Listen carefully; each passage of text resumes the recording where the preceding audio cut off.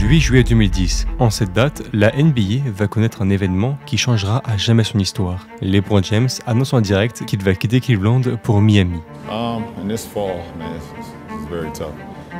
In this fall, I'm going to take my talents to South Beach and join the Miami Heat. Cette décision va avoir un impact totalement légendaire dans la carrière de LeBron James, oui, évidemment, mais aussi dans la NBA en général. Elle va totalement bouleverser le concept de fidélité. Et d'une NBA où faire sa carrière dans une équipe était mot d'ordre, on va passer dans une ligue cyclique, où une superstar peut connaître de nombreuses équipes en un temps réduit. Et à partir de cette date, donc, la NBA changera à jamais. Mais de son côté, LeBron James, lui, va connaître une des périodes les plus marquantes de sa carrière. Car dans cette équipe du Heat de Miami, où il ne restera que 4 ans, sur les 21 saisons de sa longue et glorieuse carrière, il va totalement changer son imagerie. Il n'est plus le héros, celui qui avec une épée en bois parvenait à vaincre les plus grands. Désormais, il jouera dans une super team, accompagné de 2 futurs Hall of Famers, Dwayne Wade et Chris Bosh. En quelque sorte, il est l'ennemi à abattre. Et pendant cette période, il disputera toutes les finales NBA, sera constamment favori MVP et va changer à jamais son statut. Aujourd'hui, l'Euro de NBA présente un petit documentaire sur la meilleure saison de cette période, l'un des moments les plus légendaires de la carrière du King. L'une des plus grandes saisons individuelles de tous les temps, marquée par des actions légendaires, des exploits individuels et collectifs, et un niveau rarement vu. Regardons ensemble ce qu'il se passe quand l'un des athlètes les plus iconiques de tous les temps joue à son meilleur niveau, le gratin de ce qui se fait déjà de mieux. Rendez-vous une décennie en arrière, en direction de la saison 2012-2013 de LeBron James.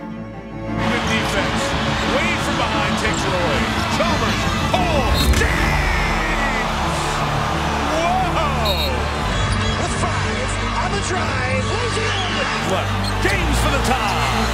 Got 'em all. Dropped by Allen. Here he comes, and here he goes. And Ford James steps into a jumper and rattles it in.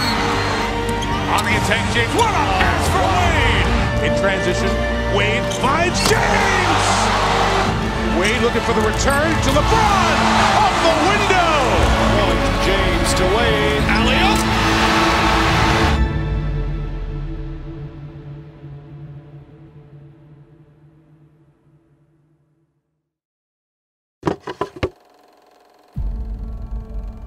Et nous voilà à l'aube d'un match fort, 20 juin 2013. Voilà la date dans laquelle vont s'affronter dans un match 7 le Miami Heat et leur Big Three, composé de Wade, Chris Bosh et LeBron James, et de l'autre côté, les Spurs de Tim Duncan, Tony Parker et Manu Ginobili. Pourtant, ce match, on n'était à rien de le louper. Il aura fallu un tir totalement historique de Ray Allen.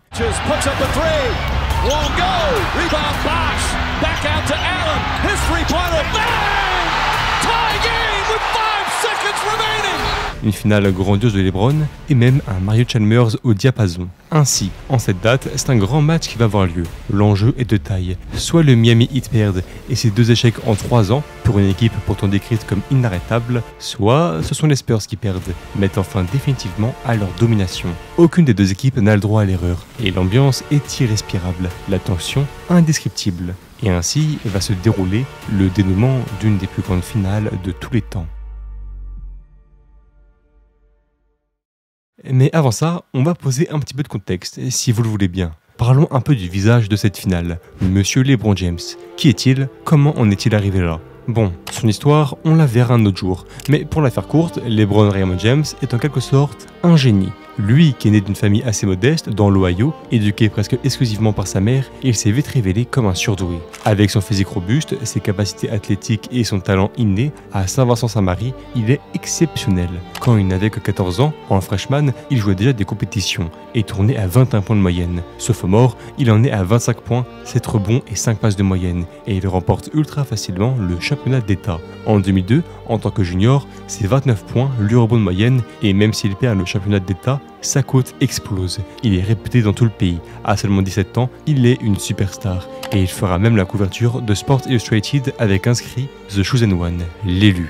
Pourquoi? Car à ce moment, la NBA prépare l'après-Jordan, celui considéré à ce moment comme le plus grand all-time.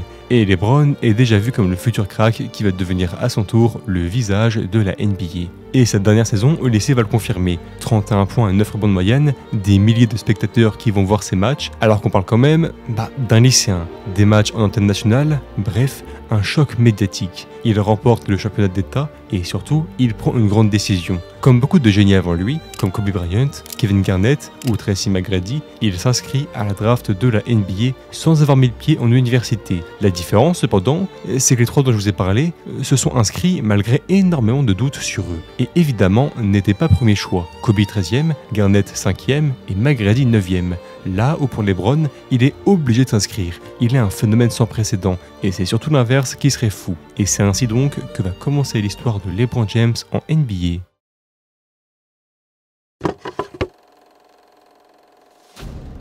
On poursuit notre histoire lors de la draft 2003 de la NBA, l'une des plus grandes drafts de tous les temps, peut-être même la meilleure. LeBron, Wade, Carmelo Anthony, Chris Bosh, que des génies du basket. Dans tout ça, vous l'avez compris je pense, il n'y a aucun débat sur le first pick, ça sera bien LeBron. With the first pick in the 2003 NBA draft, the Cleveland Cavaliers select LeBron James. Maintenant, la question, c'est est-ce qu'il va arriver à faire dominer cette franchise? Parce que les Cavaliers, au moment de la draft de LeBron, c'est une franchise catastrophique. Aucun titre, aucune finale, rien. Forcément, il a du boulot LeBron, mais ça, il va l'assumer, car LeBron James va faire de cette franchise l'élite de la NBA. Rookie, en 2004, il sera déjà à 20 points de moyenne, avec des actions incroyables et un message fort à la NBA. Le futur est là. Sophomore, en 2005, 27 points de moyenne, première sélection All-Star, nouveau choc pour le monde et même un match à 56 points contre les Raptors. En 2006 ensuite, les premiers exploits individuels. LeBron parvient à ramener Cleveland en play-off. Il devient la star de la ville, tout le monde parle de lui, et il est déjà le visage de la NBA. 2007, encore mieux, il amène les Cavaliers à la deuxième place de l'Est, malgré un effectif vraiment pas ouf, et ira même jusqu'en finale NBA. Les premières de Cleveland, sans parler de son match 5 mythique contre les Pistons. Puis après ça va évidemment continuer. De 2007 à 2010, LeBron va connaître une période incroyable de sa carrière. Des saisons à 30 points de moyenne, 2 MVP, les All-Stars qui s'enchaînent, des actions légendaires qui s'ensuivent, à ne plus quoi savoir en faire, et un statut énorme. LeBron est le chouchou de la NBA, et le nouveau visage et représentant de la ligue. Maintenant, tout ce qu'il a à faire, c'est de gagner, parce que c'est ce qu'on attend de lui. Individuellement, il est déjà le meilleur joueur de la NBA.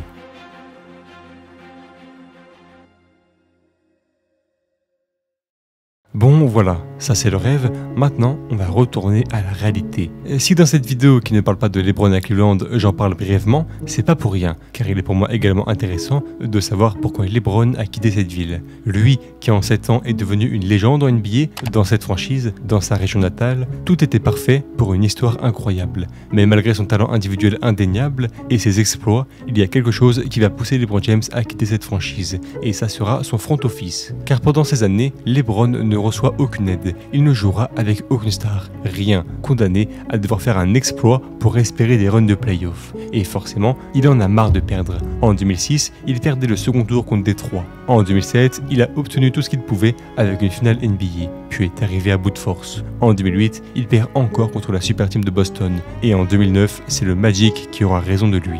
Et ça le pèse énormément. Pour un joueur avec autant d'attentes, il lui faut de l'aide. Pourtant, ce que les Cavs lui offrent, c'est Zydrunas Ilgauskas, Mo Williams, Larry Hughes et un Shaquille O'Neal vieillissant. Une aide catastrophique. Cerise sur le gâteau, ses collègues de draft, Darko Milicic et Dwayne Wade, ont été champions NBA eux. Et arrivé à l'âge de 25 ans, à l'aube de son prime, LeBron le sait, il doit absolument gagner. Il ne peut pas gâcher la période où il sera le meilleur au basket, le plus fort, le plus athlétique. Car dans ce sport où la legacy est si importante, où chaque grand joueur a gagné, et où l'entrée dans le top 10 all-time est littéralement interdite quand tu n'as pas de bague de champion, n'est-ce pas Karl Malone, LeBron n'a pas le droit à l'erreur. Pour un joueur aussi emblématique, c'est carrément du manque de respect de l'accompagner comme ça. Et c'est ainsi donc qu'il va être amené à prendre la décision.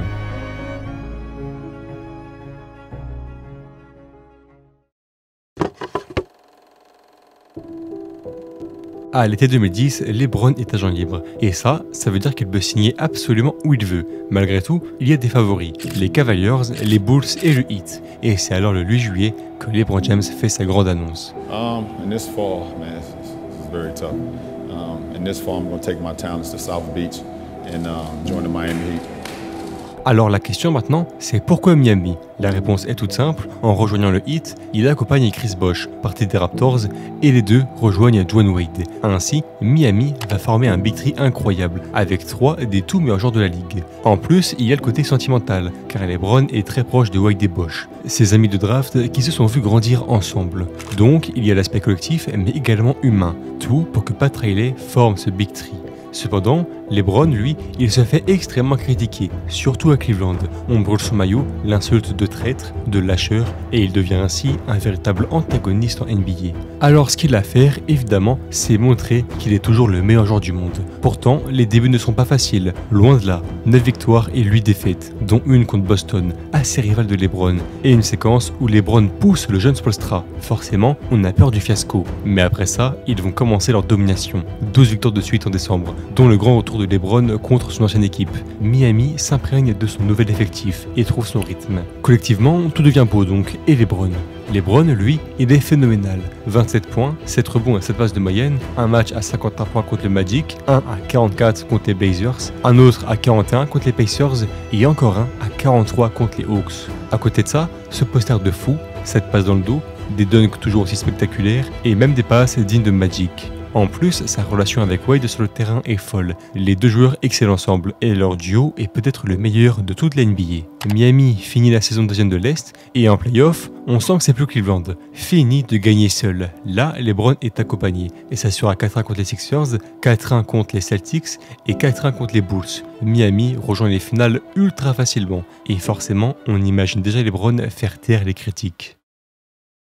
Malheureusement, cette finale va tourner au fiasco pour LeBron James. Ça commençait plutôt bien. Premier match, Miami l'emporte, LeBron est bon. Deuxième match, énorme choc de Miami, qui gagnait de 15 points à 7 minutes de la fin et perdent de 2 points. Puis, au bout de 4 matchs, il y a 2-2 dans la série. LeBron est pas fou, mais Miami reste grand favori. Mais Wade et LeBron vont faire une erreur. Se moquer de Dirk Nowitzki. Avant le match 5, ils font semblant de tousser, pour se moquer de l'Allemand malade au match 4. Forcément, c'est un gros manque de respect, surtout qu'ils savaient très bien qu'ils étaient filmés. Résultat, Dallas remporte les 2 matchs suivants. Dirk atomise Miami dans le clutch, et les Mavs sont champions NBA. And the celebration will begin. The Dallas Mavericks are NBA champions. The first title in franchise history. Et là, LeBron, il en prend un coup.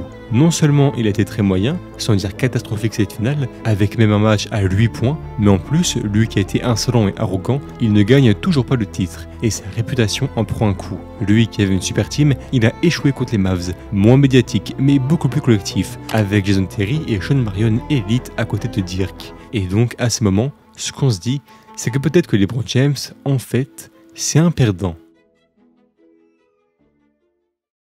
Heureusement pour l'histoire, il va se rattraper. En 2011-2012, Miami, ils sont ultra revanchards. Tout le monde les voit comme des gros losers et forcément, ça les touche. Surtout LeBron. En plus de dire que c'est un perdant, les médias disent qu'il n'a pas de mental et n'est pas clutch. Alors en 2012, Miami va faire une sacrée saison. Ils seront deuxième de l'Est. Tout le monde est au diapason, même le jeune coach Erik Spoelstra. À côté, Chalmers, Mac Miller, Sean Battier ou même Udonis Haslem sont des role-players de luxe.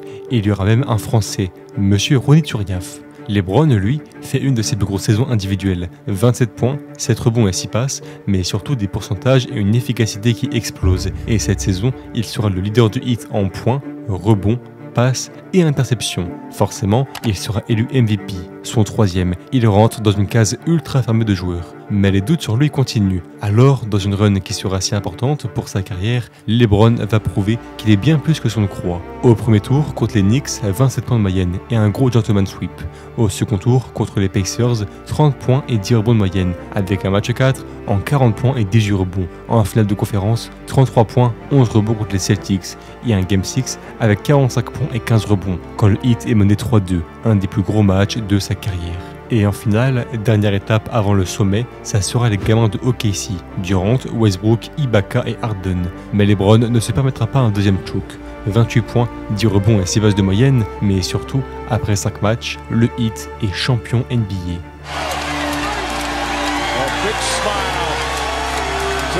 To be emotional for LeBron James as Wade on the verge of his second championship.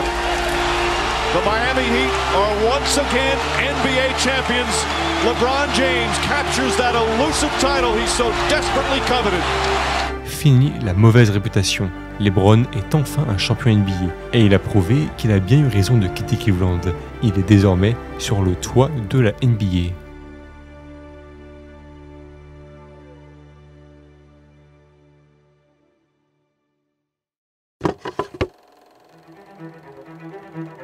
À ce moment précis, LeBron James est sur le toit du monde, champion NBA, MVP des finales, la totale. Et de cette manière, avec 3 MVP, un titre et un MVP des finales, il a déjà une carrière incroyable et historique. Pourtant, étonnamment, on lui en demande encore. Non content de son exploit en 2012, les détracteurs de LeBron pensent qu'il n'a pas encore détruit les allégations. Parce que LeBron, c'est un grand joueur, ça, à ce moment, tout le monde est d'accord, mais beaucoup pensent qu'un titre, ça reste peu pour cette équipe, vue comme une future dynastie. Et ainsi, pour qu'on lui donne raison d'avoir quitté Cleveland, LeBron doit gagner un deuxième titre. D'un autre côté, LeBron va devoir composer avec énormément de pression. Il doit prouver que le hit n'est pas là par hasard, qu'ils peuvent enchaîner les succès.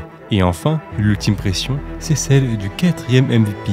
Si LeBron le remporte, il deviendra le 5e joueur à le faire, après Jordan, Kareem Abdul-Jabbar, Bill Russell et Magic Johnson. Ainsi, il doit exceller cette saison, car elle est l'occasion pour lui d'écrire l'histoire, que ce soit individuellement ou collectivement. Et dès le début, il va déjà faire comprendre qu'il est en mission. Il ouvre le bal avec 26 points et 10 rebonds contre les Celtics, un gros blowout où il fera le show. Un peu plus tard, contre les Rockets, 38 points, 10 rebonds, 6 passes et du clutch. 2 jours plus tard, 30 points et 7 passes contre les Clippers. Le 24 novembre ensuite, vêtu de blanc, il vient à bout de son ancienne équipe, les Cavaliers, avec 30 points. Début décembre, 26 points, 13 rebonds et 11 passes contre les Wizards. Pour poursuivre, 31 points, 10 rebonds et 9 passes contre les Knicks. Et en fin décembre, une énorme victoire en prolongation contre le Magic, où il score 36 points. À ce stade, il est déjà incroyable. Individuellement, il domine. Son efficacité est irréelle, sa défense à son apogée et il est dans sa meilleure forme physique. À côté de ça, il est ultra complet. Avec son talent offensif, c'est un excellent rebondeur, un excellent défenseur et un excellent créateur. Et donc forcément, ça le rend totalement indéfendable. Côté collectif, Miami roule tranquille malgré les bobos de Wade et l'intégration du sniper Allen est parfaite. Puis LeBron, lui, va poursuivre son chef-d'œuvre. En janvier, il lâche 32 points contre les Mavs, 30 contre les Bulls, 32 contre le Jazz, 39 contre les Lakers, 31 contre les Raptors et 34 contre les Celtics. Il y aura également son tout premier match en dessous des 20 points contre les Blazers en janvier. C'est dire la régularité. Bref, à ce stade, c'est amplement suffisant pour être légendaire. Mais si cette saison est jugée comme l'une des plus grandes de tous les temps, c'est pas pour rien. On n'a pas encore vu le meilleur. L'ailier se prépare à passer à la vitesse supérieure. En février, LeBron sera historique. Il l'a compris. En plus d'être exceptionnel individuellement, s'il veut marquer l'histoire, il faut aussi faire des choses incroyables dans le collectif. Et souvent, quand on dit exploit collectif, on pense tout de suite titre. Mais ce que LeBron fera en février avec Miami va prouver qu'on peut faire ça autrement. D'abord, du 3 février au 14 février, il va enchaîner 7 matchs de suite à au moins 30 points, avec 60% de moyenne au tir. De plus, ces matchs, ce sont tous des victoires. 7 victoires consécutives. Et LeBron, lui, il aime bien les chiffres ronds. Donc il cale 2 matchs à 25 points, mais aussi un triple-double contre les Sixers et obtient une 10e victoire consécutive. À ce moment, c'est officiel, Miami commence sa série. Et en quelque sorte, ils deviennent l'ennemi numéro 1. Tout le monde veut mettre fin à leur domination. Mais ils échouent à cause de LeBron James. L'ailier est juste beaucoup trop fort. Et ça, il va le montrer aux Kings. Eux qui n'étaient à rien d'arrêter Miami, grattant 2 prolongations, LeBron sera sans pitié. Vêtu du maillot rouge de Miami, il lâche 40 points et 16 rebonds sur un Tyreke Evans impuissant. Et ce match clôture un mois de février lunaire pour LeBron. 30 points, 6 rebonds et 6 passes de moyenne avec 60% au tir et 43% à 3 points. Et jamais LeBron n'a eu de tels pourcentages sur une seule saison. Il atteint une efficacité inégalée pour un joueur de son poste. Et en plus, Miami est sur 12 wins de suite. Vous pensez qu'ils vont s'arrêter ? Évidemment que non. Ils continuent de rouler sur tout le monde, encore en mars. Et cette équipe, qui n'était au départ qu'une association de stars, devient vraiment terrifiante et joue un basket collectif autour du talent de LeBron. En fait, maintenant on peut le dire, ils sont vraiment inquiétants et jouent peut-être alors le meilleur basket de l'histoire de la franchise. Le 15 mars, contre les Bucks, LeBron plante 28 points et obtient la 21e victoire consécutive du 8. Ensuite, c'est 22 points, 12 rebonds et 8 passes contre les Raptors pour l'étendre. Le 18 mars, contre les Celtics, tout le monde pense que cette série va enfin s'arrêter face aux grands rivaux du King. Mais LeBron plante 37 points, distribue 12 passes et surtout ce game winner.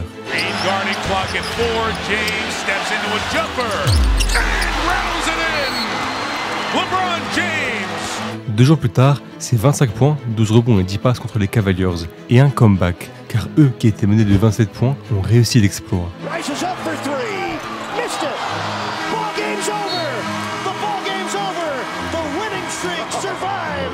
On finit par se demander s'ils seront battus. Après ça, c'est 3 blowouts de suite pour aller chercher la 27e victoire consécutive de Miami. Et la fin de série. Les Bulls de Derrick Rose, Joakim Noah et Jimmy Butler arrivent enfin à faire l'exploit. Mais ça reste historique pour les Browns et Miami, car en atteignant le seuil des 27 victoires de suite, ils ont fait la deuxième plus grosse série de l'histoire, juste derrière les Lakers de 72. En d'autres termes, ils ont fait la plus grande série de victoires du basket moderne. Et LeBron, lui, qui a été la pierre angulaire de ce succès, a montré que même en pleine saison régulière, il pouvait marquer l'histoire de la NBA.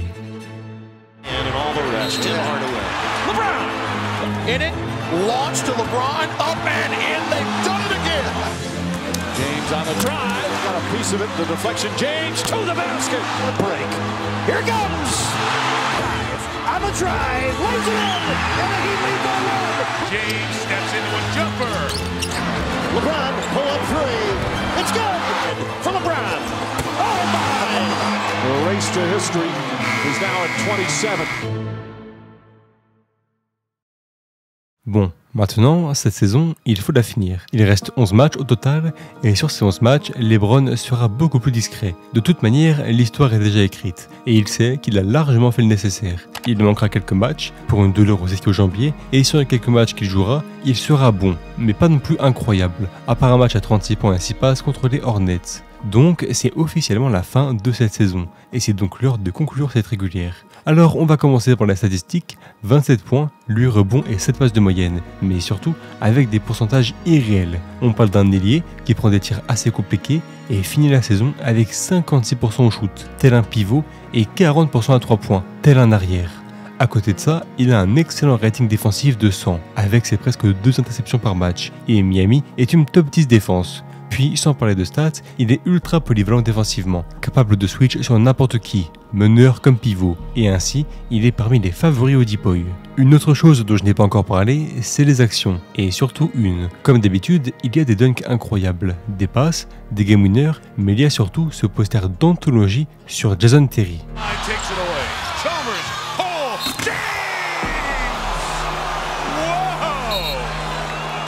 Une action aujourd'hui vue comme l'une des plus iconiques et incroyables de sa carrière. Une autre chose que je vous ai pas encore dit, c'est qu'il a atteint cette saison le seuil des 20 000 points en carrière, déjà devenant le plus jeune joueur à réaliser cet exploit. Il a également un Player Efficiency Rating de 31,6. La stat ne vous parle sûrement pas, mais en gros, ça fait de cette saison l'une des plus efficaces de tous les temps. Et en plus, collectivement, Miami finit avec 66 victoires, le record de la franchise, et est la meilleure équipe de toute la NBA. Alors maintenant, la question est simple, qu'est-ce qui va se passer? Au final, la réponse l'est également. Lors de cette saison, LeBron a marqué l'histoire. Il a montré sur le terrain un niveau jamais vu, a détruit toute concurrence, et a totalement redéfini le jeu à son poste. Une véritable saison historique. Et évidemment, quand on marque la NBA de cette manière, mais qu'en plus on est le joueur le plus efficace, valuable, impressionnant et iconique en NBA, le résultat est sans appel. Et LeBron Raymond James remporte officiellement son 4e MVP.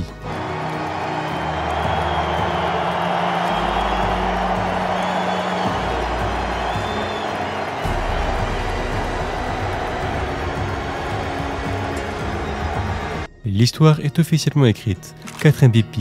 LeBron se pose à côté des plus grandes légendes de la NBA et devient le 3e joueur après Bill Russell et Michael Jordan à gagner 4 MVP en 5 ans. Et il est passé à un vote pour Carmelo Anthony d'être le tout premier MVP unanime de l'histoire, avec 120 votes sur 121. Maintenant, tout ce qu'il a à faire pour rendre cette saison encore plus iconique, c'est de remporter le titre.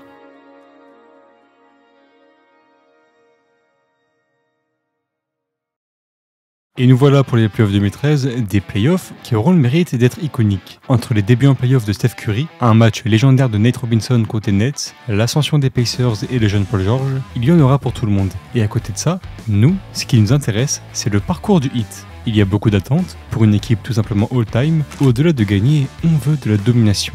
Et c'est ce qui se passera. Au premier tour, contre les Bucks de Monta Ellis et Brandon Jennings, ils vont sweep cette équipe facilement. LeBron n'aura pas besoin de forcer, c'est 4 humiliations de suite. Et il ferme le couvercle avec 30 points, 8 rebonds et 7 passes. facile. Après ça, au second tour, c'est les Bulls, toujours privés de Derrick Rose, mais quand même fort à l'est, avec Jimmy Butler, Nate Robinson, Carlos Boozer et Joakim Noah. Et Miami se fait peur, avec une défaite dès le premier match. La suite, 4 victoires d'affilée. LeBron est à son rythme, tranquille, et retrouve les finales de conférence. Là-bas, c'est les Indiana Pacers, et contre toute attente, le jeune Paul George va regarder LeBron dans les yeux, à l'image de son match 1, avec ce shoot fabuleux et le lancer franc de la victoire.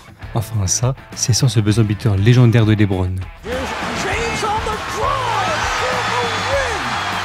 Il posera d'ailleurs un triple-double à 30 points sur ce match. Après ça, la série sera une véritable bataille, jusqu'au Game 7. Les deux formations se renvoient constamment la balle et on sent que LeBron accélère face à l'adversité. Ses statistiques sur la série, 29 points, 7 rebonds et 5 passes de moyenne, en réponse à la défense de Paul George et la fantastique série de Roy Hibbert. Et lors du match 7, LeBron lâche 32 points et 8 rebonds et détruit le suspense. Score final, 89-76 et Miami retrouve les finales NBA.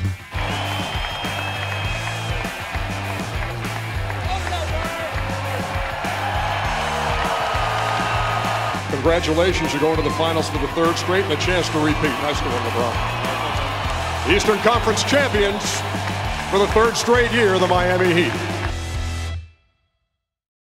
En finale, c'est un adversaire de taille, les Spurs avec Tim Duncan, Manu Ginobili et Tony Parker, sans parler du coaching de Greg Popovich, une équipe 4 fois championne depuis 1999 à ces moments, qui enchaîne les bons exercices et rêve de titres après de nombreux échecs. Leur dernier titre datant de 2007, contre les Browns justement, et ils vont le montrer dès le premier match, car après un match serré du début à la fin, ils s'emparent de la victoire avec ce shoot fou de Tony Parker.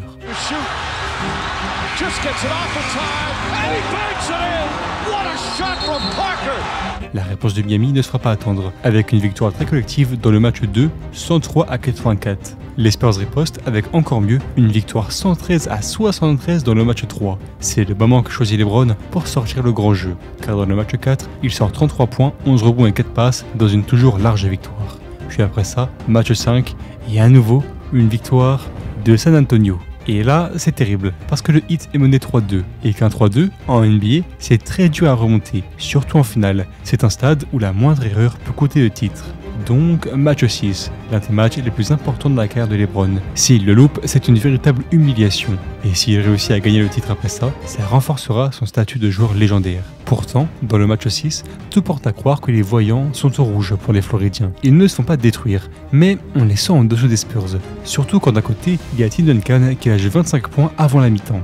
Dans le troisième quart-temps, c'est Mario Chalmers qui sauve les meubles pour le Heat, avec une précieuse adresse extérieure. Wade s'en sort bien aussi. Pour les Browns, en revanche, c'est un peu plus compliqué, et Duncan, lui, continue son carnage. Bosch fait ce qu'il peut, mais c'est impossible de l'arrêter. Et le Heat est mené de 10 points. Vient l'ultime quart-temps, et signe d'un nouveau lui, LeBron enlève ce bandeau. Et il faut croire que ça va l'aider. Que ce soit en attaque ou en défense, il prend le match à son compte, et il scorera 16 points dans ce quart-temps. Pourtant, alors que le Heat mène à 2 minutes de la fin, il choque complètement, et se retrouve mené de 5 points à 28 secondes du terme. Et là, c'est game over. 2 possessions d'écart à remonter en si peu de temps. Face à cette défense, c'est de l'ordre du rêve. Et LeBron James a donc encore subi une humiliation. Enfin ça, c'est ce qu'on pourrait croire. Parce que oui, remonter un tel écart en si peu de temps semble impossible, à tel point que dans la American Airlines Arena, les fans quittent déjà l'arène, ne voulant pas assister à la défaite du Heat. Plus tard, Tony Parker confiera même que de l'autre côté du parquet, on pouvait déjà apercevoir que tout était prêt pour fêter le titre des Spurs. Mais le Heat y croit, et pour ça, ils ont une arme non négligeable, un LeBron James en feu. À 24 secondes de la fin, il prend un tir en catch and shoot et réduit l'écart à seulement 2 points. Le problème, c'est qu'il faut faire fausse maintenant, et si le jeune Kawhi met ses lancers, on est de retour à 2 possessions d'écart. Mais il faut croire qu'en ce jour, en juin 2013, les choses vont finir par bien se passer pour Miami, car le jeune Kawhi rate un de ses 2 lancers, et donc ils auront une chance d'égaliser. Ça reste toujours assez compliqué. LeBron prend le tir et le rate. Mais Chris Bosh surgit et prend le rebond offensif. Certains parleront d'erreur de coaching pour Popovich, car à ce moment, Tim Duncan n'est pas sur le terrain, lui qui a pris 17 rebonds. Ensuite, Chris Bosh lance la balle à Ray Allen qui se démarque tant bien que mal. Et le reste appartient à l'histoire.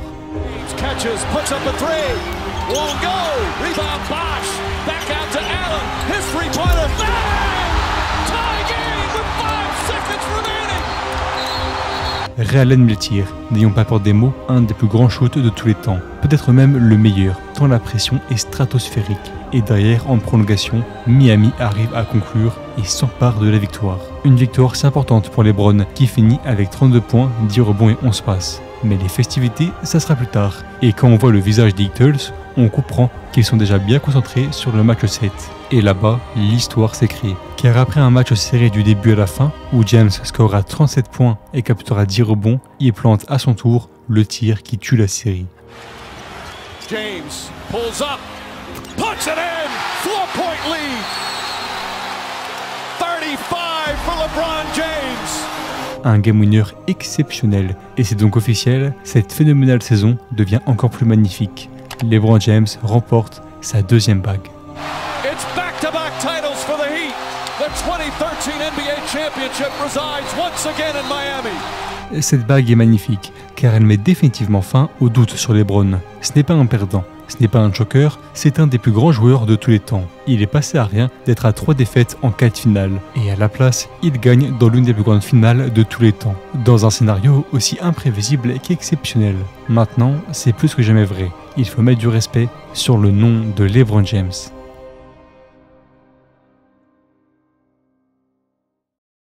Et voilà comment se conclut cette saison et cette vidéo. Un LeBron James au sommet qui fait taire les critiques. Cette saison est magnifique. Elle représente l'avènement d'un LeBron James qui mêle physique, intelligence et efficacité. En quelque sorte, il est devenu l'ailier ultime. Celui qui peut jouer à n'importe quel poste, peut absolument tout faire sur un terrain et dominer comme rarement on l'a vu dans la ligue. Au final, LeBron James a redéfini son propre poste. Un impact à court et long terme qui donne à cette saison un héritage fort. Après ça, LeBron James ne restera pas longtemps à Miami, il retournera à Cleveland et fera gagner aux Cavaliers le premier et seul titre de leur histoire. It's over! It's over! Cleveland is a city of champions once again! The Cavaliers are NBA champions! Ensuite, à Los Angeles, il honorera cette glorieuse franchise, leur fera gagner un 17e titre et continuera sa légende. Aujourd'hui, LeBron James est considéré comme l'un des plus grands athlètes de tous les temps, et même par certains comme le GOAT. Et la saison 2013 a évidemment joué un rôle dedans. Elle a prouvé que King James pouvait se montrer plus dominant et terrifiant que jamais, et faire de son équipe l'une des plus grandes. Ainsi, c'est une pierre angulaire de la aujourd'hui si grande legacy de LeBron James. Une saison historique qui a relancé un débat qui semblait impossible, celui du GOAT. Aujourd'hui, beaucoup de personnes s'accordent à dire que cette version de LeBron James est la plus aboutie. Elle lui a permis d'écrire l'histoire, s'inscrivant un peu plus au sein des plus grandes légendes du sport. To the step back. Oh, yes. This should be fun. Yes. Look out below. James for three. Bang! Stolen by LeBron James and flushes it down. Here comes. 5 on the drive. Lays it in. And the Heat lead by 1. Chalmers. Oh! James! James steps into a jumper and rattles it in. LeBron James. The 2012-13 Kia NBA Most Valuable Player. Three with Miami in the... Oh, look at LeBron! Here's Hill, rejected by James. Here's James on the drive for a win. Parker thread the needle. Oh, what a block from James! Back out to James, another three. It's good! James pulls up, puts it in, 4-point lead. It's back-to-back titles for the Heat. The 2013 NBA championship resides once again in Miami.